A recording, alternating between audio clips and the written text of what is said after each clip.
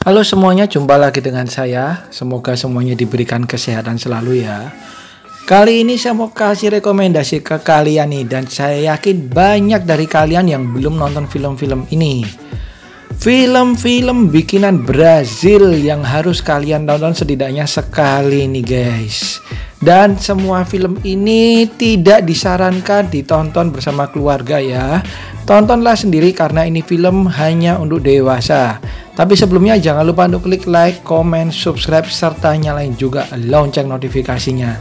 Kita langsung aja ke film yang pertama, ada Elite Squad: The Enemy Within tahun 2010. Film ini bahkan mendapatkan ranking IMDb 8 nih guys. Berarti kalau mendapatkan rating 8 nih film bukan main-main ya.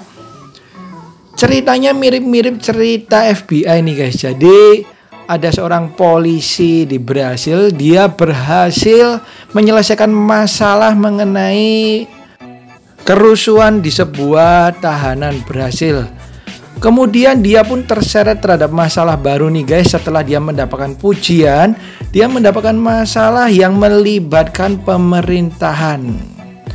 Kemudian berikutnya ada film Central Station tahun 1998. Film menginspirasi ini juga mendapatkan ranking dari IMDb 8 nih guys.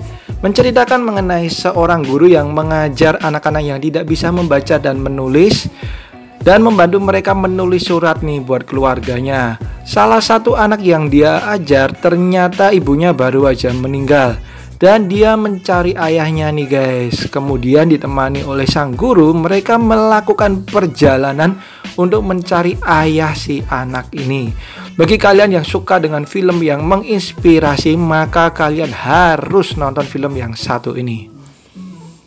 Kemudian ini warning banget bagi kalian, film ini khusus bagi kalian yang udah cukup umur. City of God tahun 2002, dan ada sequelnya nih guys, City of Man. Film ini menampilkan kebrutalan, kesadisan, dan juga adegan mantap-mantap yang tidak boleh ditonton oleh yang belum cukup umur. Menceritakan mengenai dua remaja pria, dan yang satu sebagai pemimpin geng, sedangkan yang satu sebagai fotografer. Mereka melakukan banyak petualangan yang berbahaya nih guys. Film ini mendapatkan rating IMDb 8,6. Wow. Kemudian berikutnya ini juga warning banget buat kalian, ini film penuh dengan adegan mantap-mantap. Jadi tolong khusus bagi kalian yang udah cukup umur yang boleh nonton. Berjudul Bruna Surfistinha tahun 2011.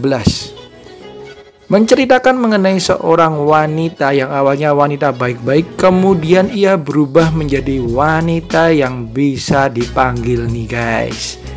Dan ternyata hal tersebut mendatangkan kepopuleran dan kekayaan terhadap si wanita ini. Dia pun mendapatkan kehidupan yang baru nih guys. Tapi ia juga menceritakan kehidupannya ini di blog pribadinya dan mulai menimbulkan masalah-masalah yang baru. Ini dia Bruna Surfistinha tahun 2011. Next ada Brainstorm tahun 2001. Filmnya menceritakan mengenai pemuda di mana ayahnya ini menemukan si pemuda ini membawa obat yang nggak boleh dipakai nih guys, ngerti ya maksud saya ya. Dan kemudian si ayahnya ini mengirimnya ke sebuah rumah sakit untuk menyembuhkan ketergantungannya tersebut. Dan ternyata di rumah sakit tersebut dia malah mendapatkan hal-hal yang buruk nih guys. Perlakuan yang buruk, kemudian korup-korup yang dia temukan, dan segala hal yang tidak mengenakan lainnya. Kemudian bagaimana kisah selanjutnya? Ini dia Brainstorm tahun 2001.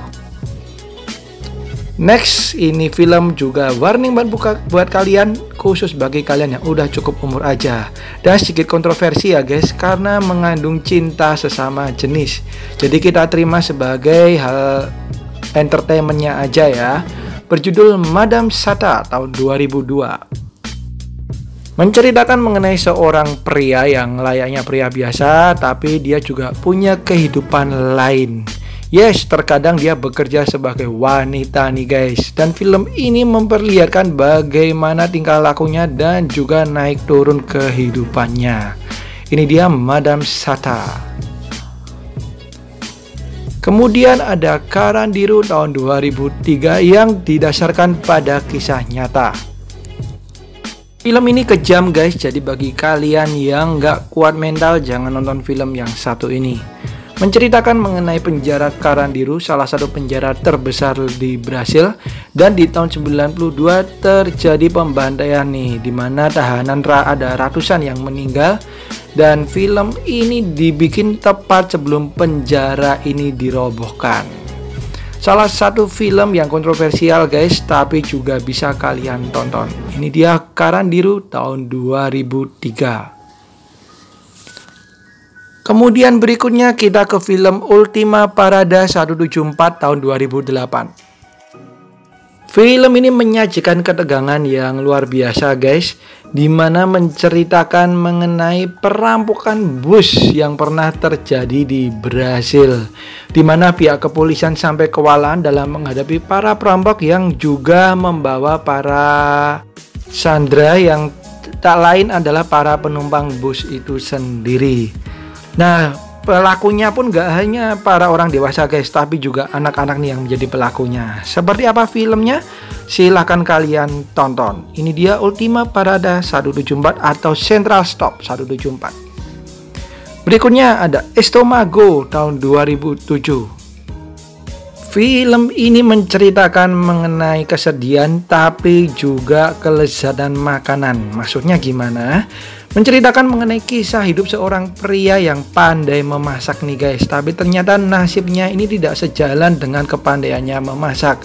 Dia mengalami banyak sekali tragedi dan salah satunya harus masuk ke penjara. Tapi karena kemampuannya memasak tersebut, dia menjadi dikenal oleh banyak orang nih guys. Meskipun ceritanya mengenai memasak, tapi ternyata film ini juga menyajikan adegan mantap-mantap nih guys. Jadi ditonton bagi kalian yang udah cukup umur. Berikutnya ada Quixote tahun 1981. Ini film super parah nih guys. Film ini bahkan menggambarkan kerasnya kehidupan anak jalanan di Brasil guys. Mengenai beberapa anak jalanan yang berhasil melepaskan diri dari penjara dan mereka pun melakukan pekerjaan yang tidak baik. Bahkan mereka terlibat terhadap para wanita dewasa dengan melakukan mantap-mantap nih guys. Jadi please, film ini benar-benar parah, kalian harus sudah cukup umur. Oke, itu dia guys film-film Brasil yang harus kalian tonton setidaknya sekali seumur hidup. Ratingnya pun semuanya bagus guys, jadi nggak ada salahnya kalian nonton film ini. Yang penting kalian udah cukup umur. Sekian dari saya, thank you banget udah nonton video dari saya. Sampai jumpa di video saya yang lain dan saya tunggu masukan-masukannya di kolom komentar, tentunya dengan bahasa yang sopan. Thank you, bye-bye.